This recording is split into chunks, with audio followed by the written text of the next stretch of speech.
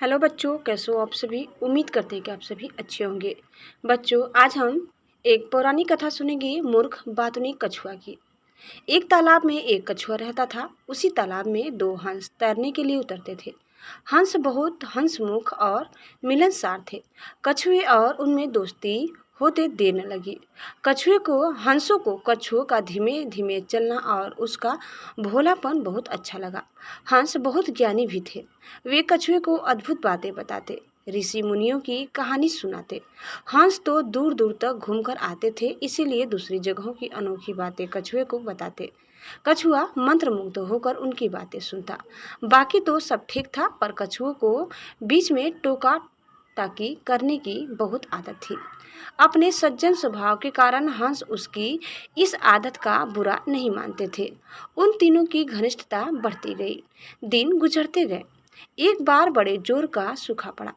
बरसात के मौसम में भी एक बूंद पानी नहीं बरसा। उस तालाब का पानी सूखने लगा। प्राणी मरने लगे। मछलियां तो तड़प तड़प कर मर गई। तालाब का पानी और तेजी से सूखने लगा।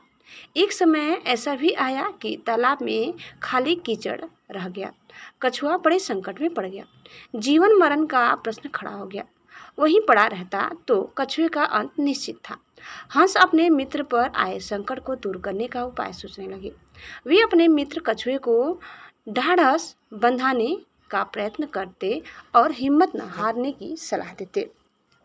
हंस केवल झूठा दिलासा नहीं दे रहे थे, वे दूर दूर तक उड़कर समस्या का हल ढूंढते।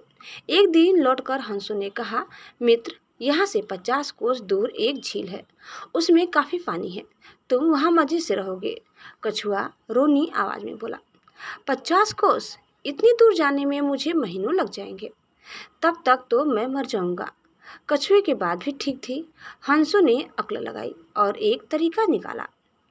वे एक लकड़ी उठाकर लाए और बोले, मित्र, हम दोनों अपनी अपनी चोंच में इस लकड़ी के सिरे पकड़कर एक साथ उड़ेंगे। तुम इस लकड़ी को बीच में से मुंह से थामे रहना। इस प्रकार हम उस झील तक तुम्हें पहुंचा देंगे। उसके बाद तुम्हें कोई चिंता नहीं रहेगी। उन्होंने चेतावनी दी, पर याद रखना, उड़ान के दौरान अपना मुंह न खोलना, वरना गिर पड़ोगे। कछुए ने हामी में सिर हिलाया। बस लकड़ी पकड़कर हंस उड़ चले। उनके बीच में लकड़ी मुंह दाबे कछुआ। वे एक कस्बे के ऊपर से उड़ रहे थे कि नीचे खड़े लोगों ने आकाश में अद्भुत नजारा देखा। सब एक दूसरे को ऊपर आकाश का दृश्य दिखाने लगे। लोग दौड़ दौड़ कर अपने बच्चों पर निकल गए, छतों पर भी गए।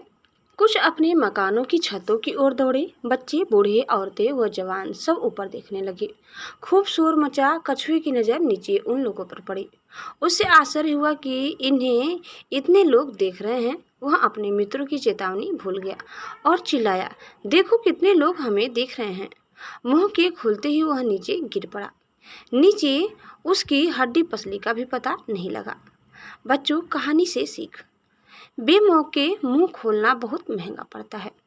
उम्मीद करते हैं कि आपको हमारी आज की यह कहानी जरूर पसंद आई होगी।